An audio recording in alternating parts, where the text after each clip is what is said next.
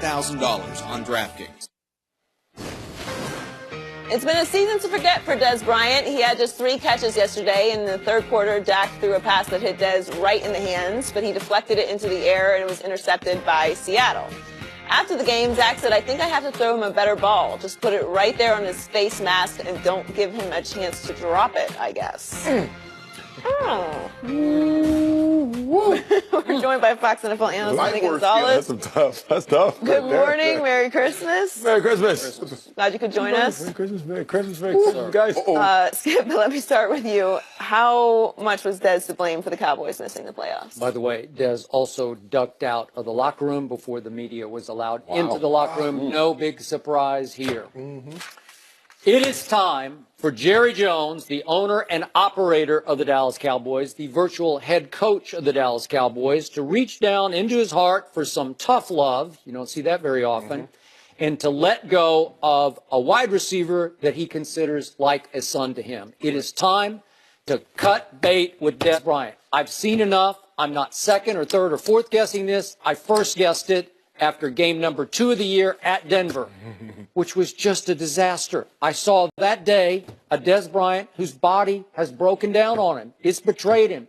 He's lost quickness. He's lost speed.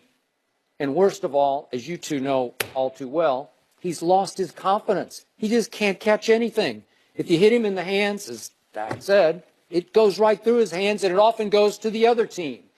And again, the numbers don't lie, because in targets, he has 124 balls thrown at him this year, which is 11th in the league, which is pretty high. Yeah. He caught 66, which is 23rd in the league, which is shockingly low given all those targets.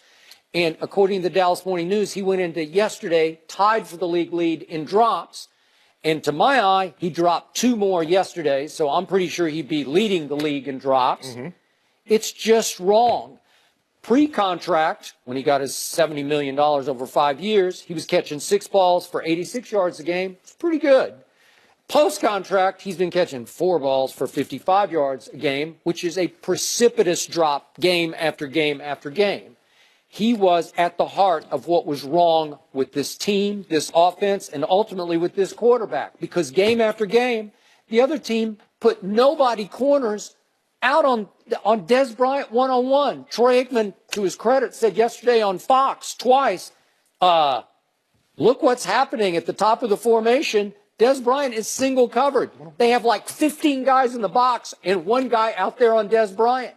Well, there was a time 4, 5, 6 years ago, just throw it up to him. He'll go jump ball and get it. It'll be 60 yards, 70 yards, 80 yards, no yards. I'm done. I've seen enough.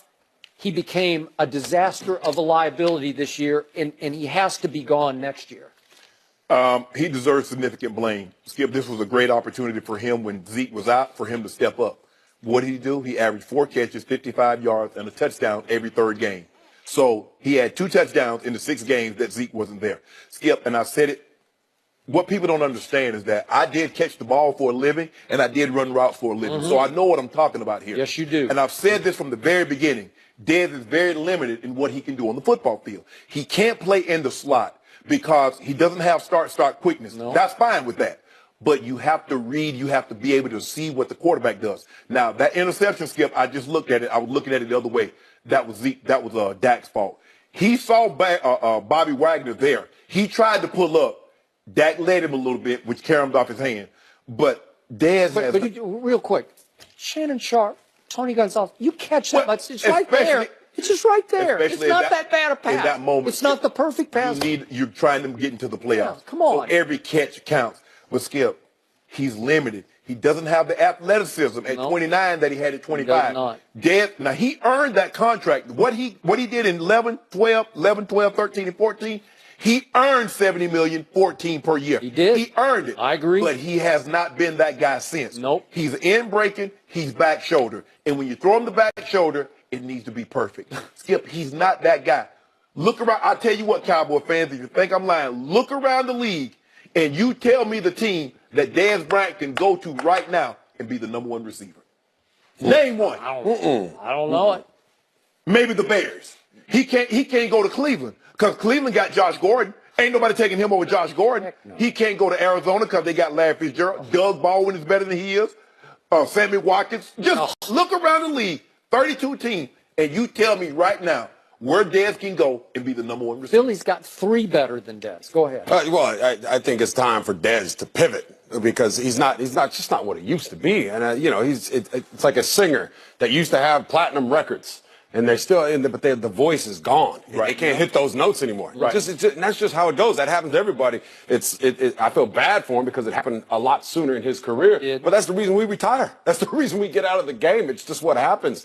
If Dez wants a future in the NFL, he needs to pivot. He needs to say to himself, okay, I need to go to an offense that's going to use me like Larry Fitzgerald. Larry Fitzgerald is not going down there catching those balls like he used to up over everybody, that deep threat. He's playing it from the slot. They're designing plays to utilize his talents. Right now, Dez, you are not that guy who's going to be out there like a Julio Jones and Antonio Brown anymore. Those days are gone. Like I said, you can't hit those notes anymore. Man. Put him out of the slot. Put him in a couple of those quick routes, those quick slants.